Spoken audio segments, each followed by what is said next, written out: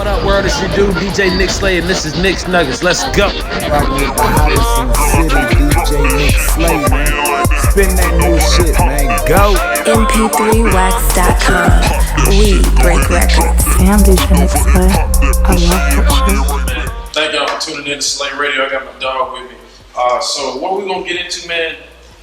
Campaign. Hey man, come on, man. All shit going on. Slay Radio, ARS Atlanta. It's Mr. BAGO, the fly kid himself, Windsor Jones. I'm here with my dog, Nissy. What's up, y'all? So we building something. My dog Windsor Jones building something, and we moving in these streets. So thank you for tuning in to Slay Radio. Before we get into this interview, man, tell them about yourself, man. Tell them where you from. Hey man, you know I go by the name of Windsor Jones. You know what I mean? I'm A-Town representative. I've been putting it down in the city for a long time. I'm in the film industry. For a lot of people that don't know, I've been putting it down in the film industry like 6 years. You know, my name in the credits on a lot of movies that you watch and enjoy. You know, so it's just overall about shit going on, man. You know. Hey, I appreciate you having me on the show. No doubt. So where does your passion stem from, man? Let them know where your passion came from with music from the beginning. Well, really, man, I've been doing this music shit like for a long time. But basically, man, I started out gospel rapping, bro. Believe it or not, at like the age of like 11. Okay. I was in a gospel rap group. You know, we used to do our things in the churches. Then from there, of course, you know, middle school. Yeah. You know, got into the world more. You know, came to my own. So I started doing regular music. You know, I was in a group. Basically, I went from a 2-man group to a 4-man group. It's been a whole journey to become a solo artist. Okay. You know what I mean? And I was solo as that boy Tragic for like 10 years. Right. I switched the name to Windsor Jones like 4 years ago. Okay. And I always tell people like, don't hesitate to reinvent yourself. No. Because sometimes great things can come out of that reinvention. Because it's like shooting. In 4 years of being Windsor Jones, I've accomplished a lot more than what you accomplished before. You know, yeah. Exactly. You know, but the Tragic grind helped me now at the end of the day. Because to this day, people still call me Tragic. And see, that's the thing, because it keeps you humble. Exactly. And that's first and foremost where all this stems from. So what would you like the music world to know about you, man? The type of person you are when you enter a room, man. What would you like people to automatically know about you as a person? Like really, man, like when people follow my movement, and when I say fuck with my campaign, and you go to my IG, you go to my Facebook, and you see what I'm doing, I really just want people to see a young black brother trying to make a way out of it. To put it in a nutshell, I mean, I got a lot of endeavors and a lot of different things I do. Right. But overall, on my page, it's like shit, I'm just a young brother grinding stupid hard, trying to make a way. You know, because you might go and you might see me on the movie set for 12, 13 hours. Then that same night I had a show. You know, then after that show, you might also see my next post might be promoting my mom and her bakery. Right. Then you might see me here promote my other partner. You know, you just see like people, they say like, when do you sleep? You don't. I grind hard. I ain't got a million in the bank account. Exactly. Not yet. And even when you know what I mean? I work for a little something, but I ain't got a million in the bank account yet. Even when you do, you can't. So, exactly. So, you tell me about your musical inspiration. What is your biggest, so far to this day, what is your biggest collaboration? Because I heard you with Juicy J, Camp, all of them.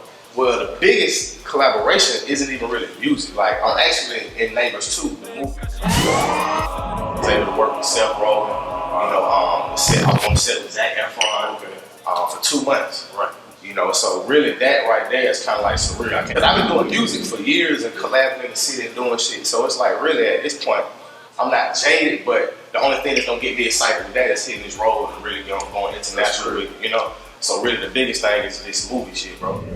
As far as movies and what your inspiration is, you told me about that, man. And you tell me, with your music and your movies, where do you see your career in the next 5 years?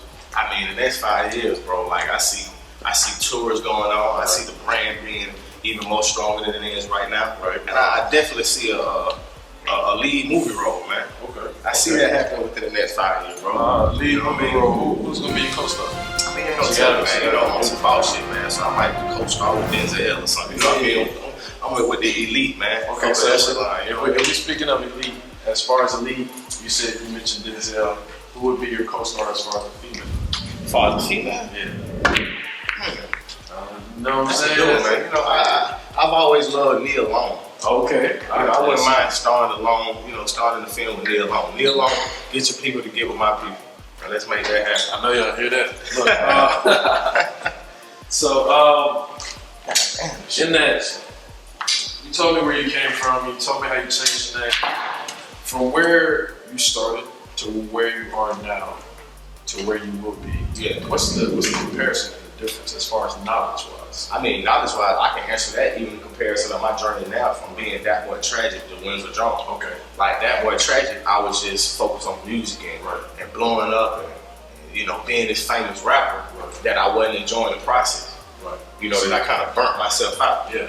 But Windsor Jones is like, I'm more of a businessman and a brand. That is not just about one song. It's not just about Windsor the rapper. It's about Windsor the brand. Okay. Whether he, want people to know like whether he does the farmer's market, whether he's on a movie set, whether he's doing a show, whether he got a clothing line, whether he got this, the brand is strong. And that's what I realized this go around, it's about brand. That's why you see Windsor Jones everywhere. You go to my IG, I'm campaigning dumb hard. You know what I mean? So that's what you gotta do. Yeah, man. So that's the difference. I'm a businessman now. I'm not just a rapper. See, and that's the mogul mindset. That's what a lot of people I feel are lacking in this industry.